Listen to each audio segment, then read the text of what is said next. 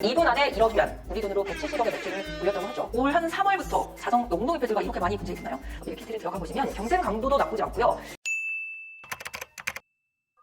네, 안녕하세요. 아이템 스카우트 아이템 뉴스의 이수민입니다. 오늘 저희 첫 번째로요, 시장 동향에 대해서 먼저 알아볼 텐데요. 저희가 선정한 뉴스는 페이스북의 페이스북 샵을 선정해 봤습니다. 페이스북이 드디어 이제 이커머스 시장까지 진출을 했습니다.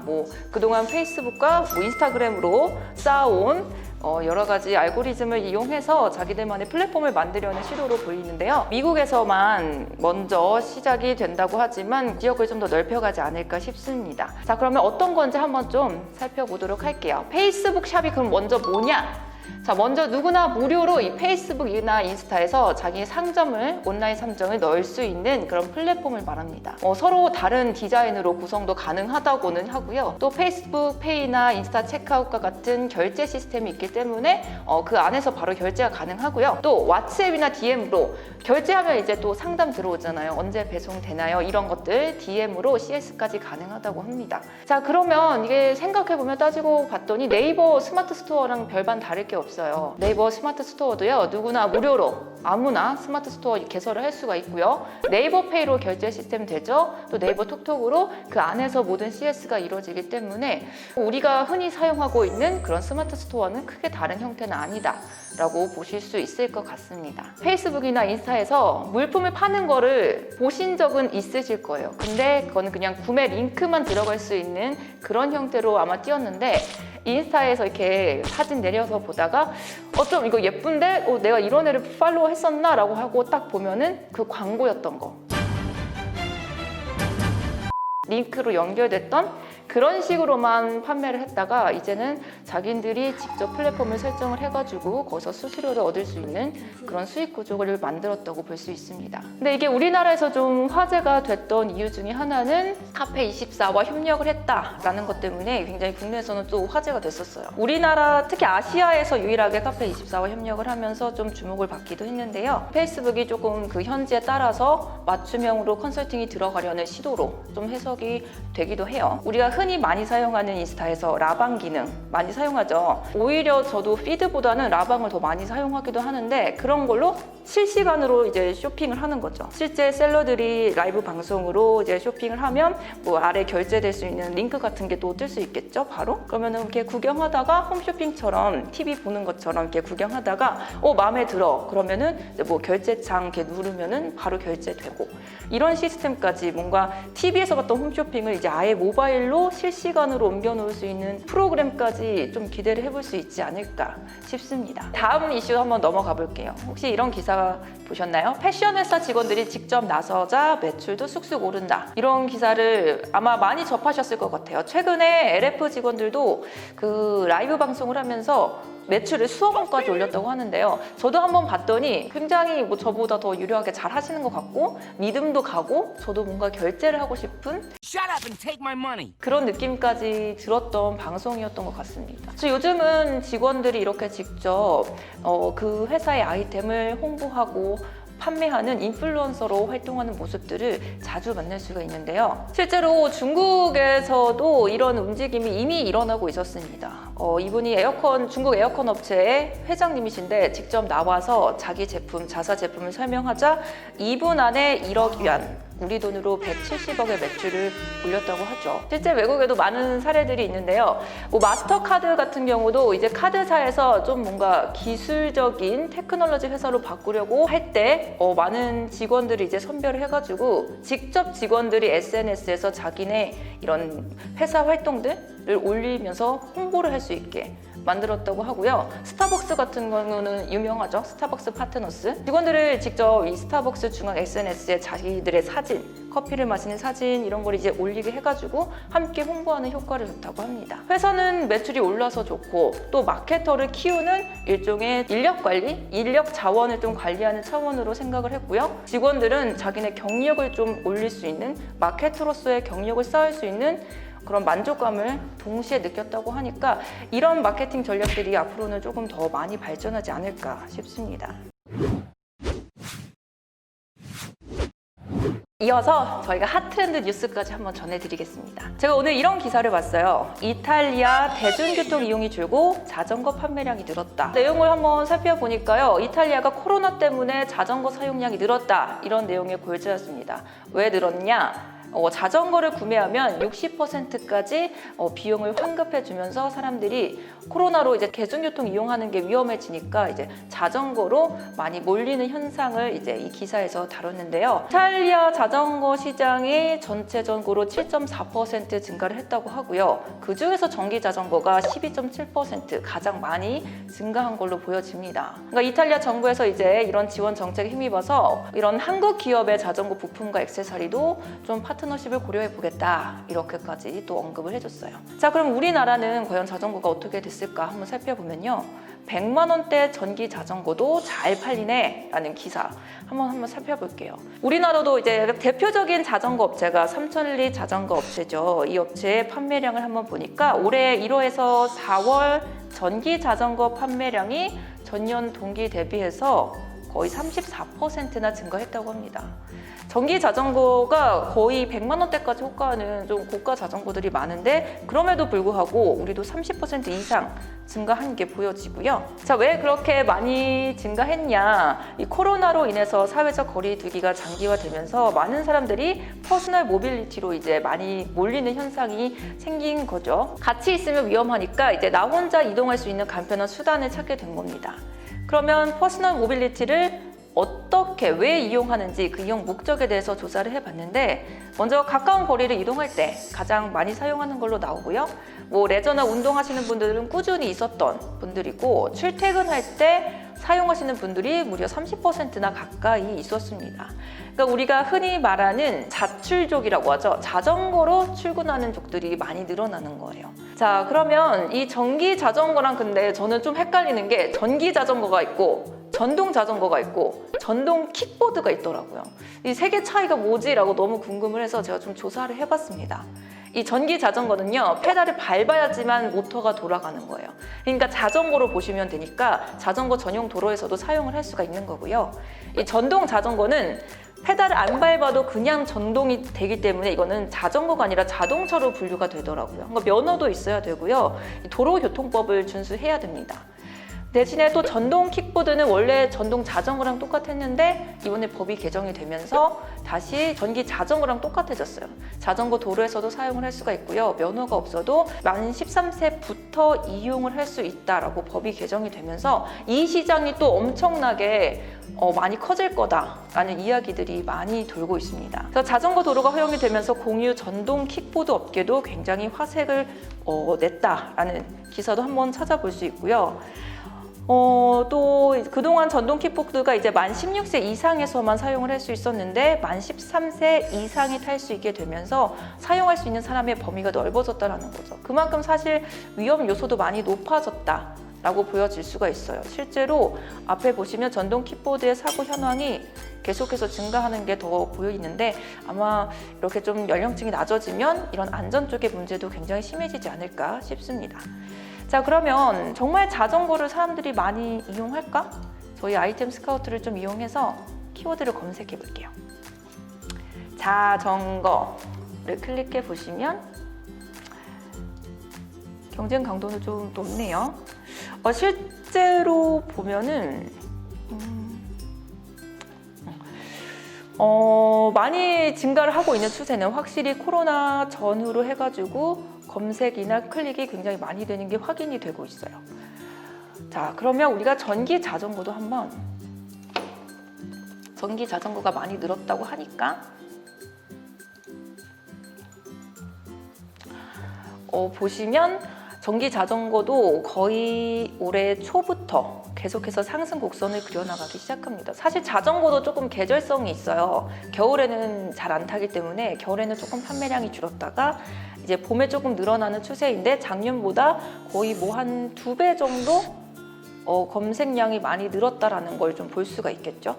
자, 그러면 우리가 셀러니까 전기 자전거를 좀 소싱 받아서 팔면 가장 좋겠죠. 그럴 수 있는 능력이 있다면. 하지만 좀 초보셀러나 이렇게 개인 사업자들이 그렇게 하기에는 굉장히 어렵습니다. 그래서 우리는 곁다리를 생각해 볼 수밖에 없어요. 아까 이탈리아 기사에서 뭐라고 했죠?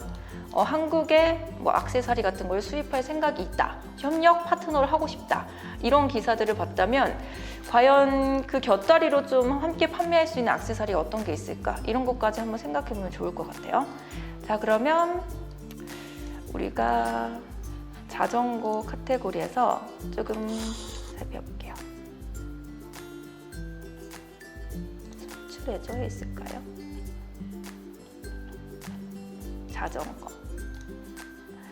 자전거 용품이나 자전거 의류 같은 것들 이런 거 정도는 소싱을 받아서 좀 할 수 있겠죠. 의류로 먼저 한번 가보면 코로나를 기점으로 한번 저는 잡아볼게요. 검색도 조금 많이 되는 거 위주로 잡아보면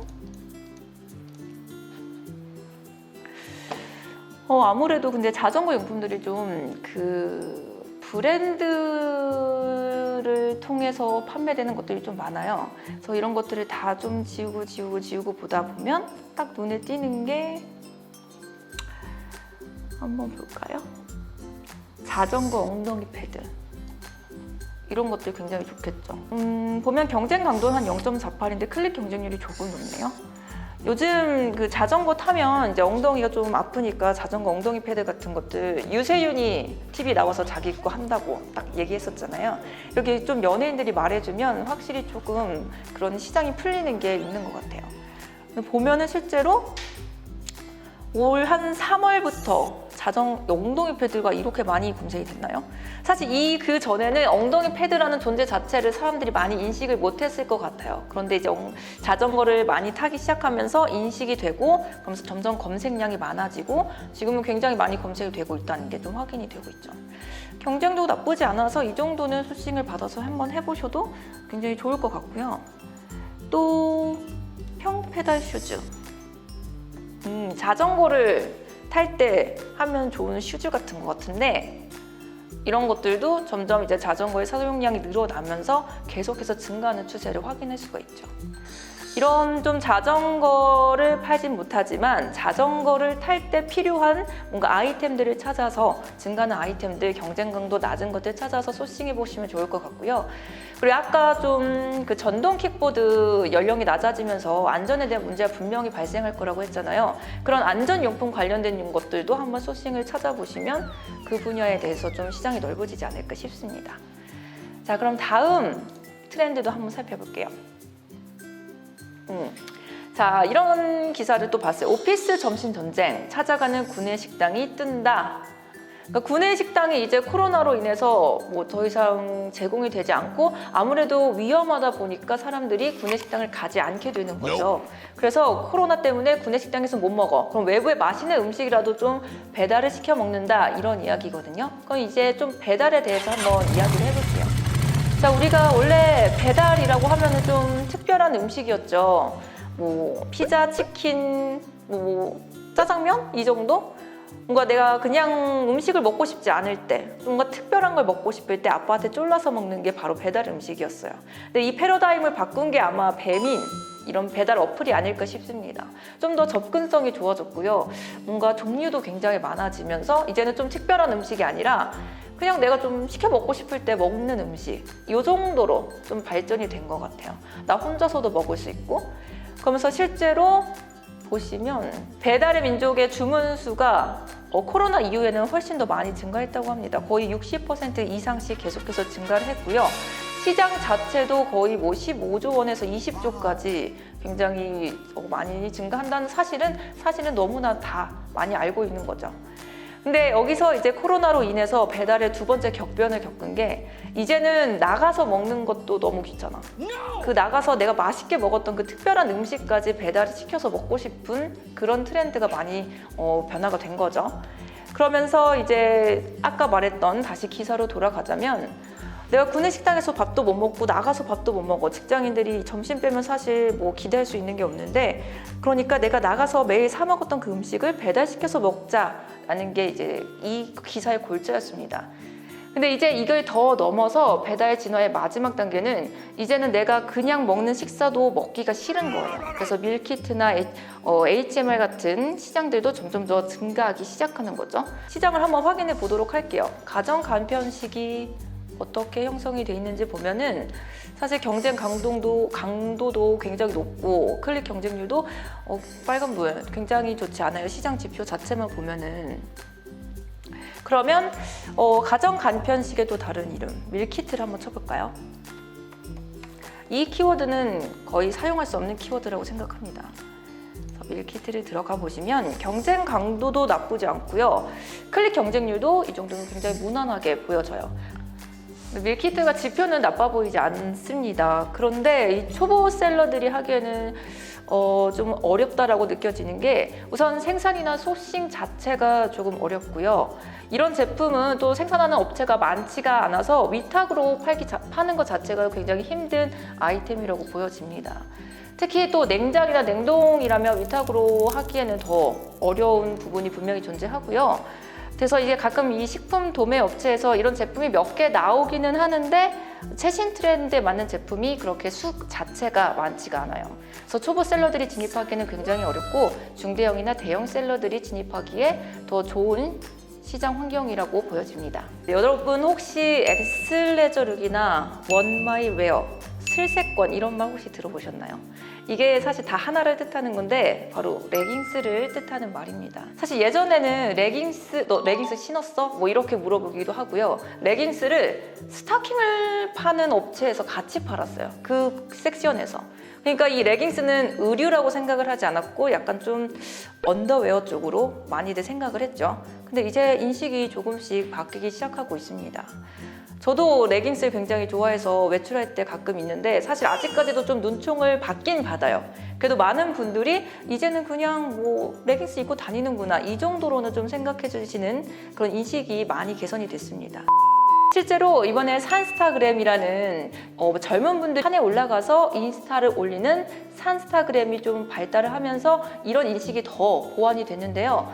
G마켓에 따르면 레깅스가 거의 뭐 400% 가까이 매출이 급등을 했다고 하고요. 여성분들은 다 아십니다. 이 3대 레깅스 업체.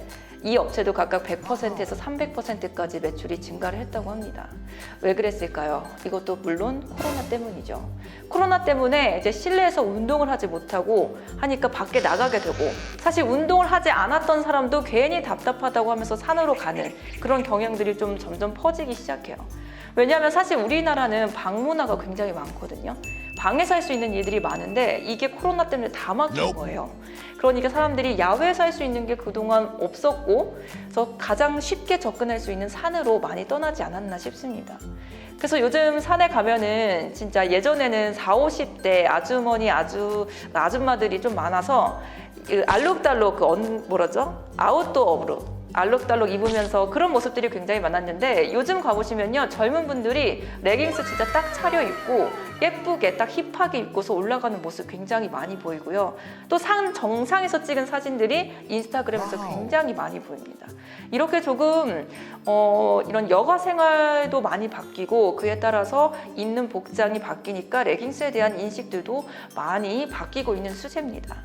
그게 어디까지 바뀌었냐? 요즘 맨즈 레깅스도 굉장히 홍보가 많이 되고 있을 정도까지 바뀐 상황이거든요. 정말 유명한 레깅스 업체가 있어요. 아마 여성분들은 많이 아시는 그 업체에서 김종국을 모델로 사용을 해서 맨즈 라인을 출시를 했습니다. 그래서 김종국이 이제 레깅스 입고 사진 찍고 이제 모델로 그런 사진들이 많이 올라오는데 이제야 조금씩 여성분들도 레깅스에 대한 그런 인식이 변화되고 있는 상황에서 과연 남자 레깅스가 이제 시작이 됐고 이건 또 얼마나 좀 걸릴지 한번 생각해보고 그에 따른 시장도 고려해보시면 좋을 것 같습니다. 네, 오늘의 키워드 시작하겠습니다. 오늘 키워드는 이제 다가오는 여름을 맞이해서 노브라티를 한번 준비해봤는데요. 자, 노브라티를 키워드에서 한번 검색해볼게요.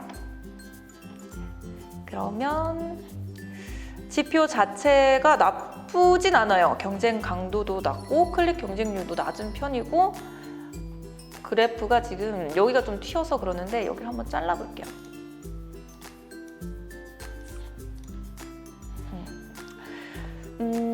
앞에 부분을 먼저 2019년도 트렌드를 한번 살펴보면